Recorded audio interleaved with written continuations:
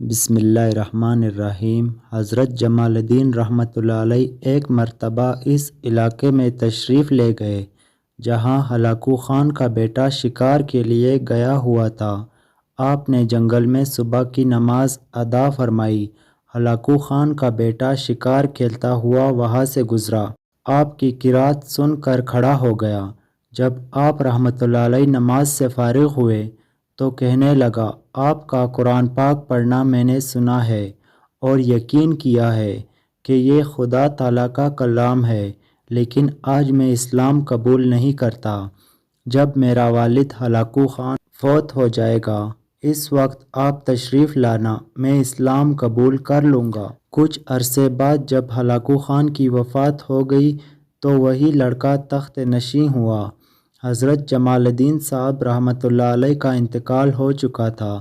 انہوں نے اپنے خلیفہ کو وصیت فرمائی کہ ہلاکو خان کے لڑکے نے وعدہ کیا ہے، تم میری طرف سے جا کر وعدہ یاد دلانا اور دعوت اسلام دینا۔ جب وہ خلیفہ تشریف لائے اور وعدہ یاد دلایا اور جنگل کا واقعہ سنایا تو ہلاکو خان کا بیٹا کہنے لگا، ٹھیک ہے، آپ وہی صاحب ہے، فرمایا ان کا وصال ہو گیا ہے، ان کی وصیت کے مطابق میں آیا ہوں۔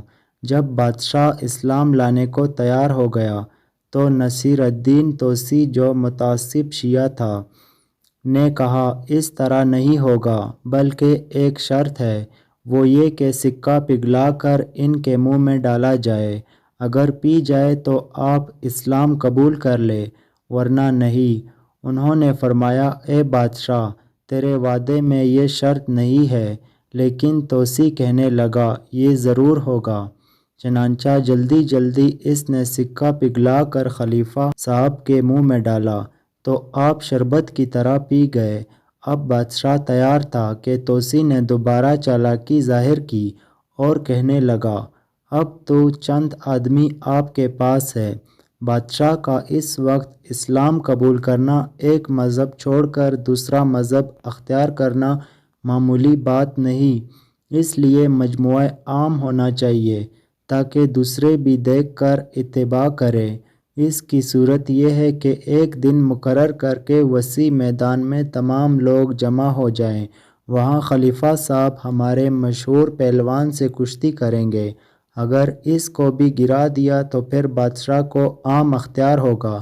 اگرچہ اس شرط سے بھی توسی کا ناپاک ارادہ تھا کہ پہلے تو کرامت کی بنیاد پر سکہ پگھلایا ہوا پی گئے، اب پہلوان کے ہاتھوں تو یقیناً ختم ہو جائیں گے، لیکن جب عام لوگوں کے سامنے کشتی کی صورت میں ایک طرف موٹا تازہ تجربہ کار طاقتور پہلوان اور دوسری طرف دبلے سا فقیر سامنے تھا، فقیر نے پہلوان کو ایک بازو سے پکڑ کر اونچا اٹھا لیا اور سر کے بل دے مارا۔ پہلوان نے آپ رحمۃ اللہ علیہ کی طاقت بیان کی کہ مجھے تو کوئی آفت معلوم ہوئی تھی جس نے مجھے سنبھلنے بھی نہ دیا، بلکہ میرے تمام اعضاء سلب ہو گئے۔ اس وقت بادشاہ نے اسلام قبول کیا اور خلیفہ کو لکھا کہ آج سے میں بھی مذہب اسلام اور حقانیت میں تمہارا شریک ہوں۔ اللہ پاک اس واقعہ سے سبق حاصل کر کے عمل کرنے کی توفیق عطا فرمائے، آمین یا رب العالمین۔ پیارے ناظرین، اگر ویڈیو پسند آئی ہو تو چینل کو سبسکرائب کریں اور ساتھ میں گھنٹی کے نشان کو دبائیں تاکہ ہماری ہر نئی آنے والی ویڈیو آپ تک بآسانی پہنچ سکے۔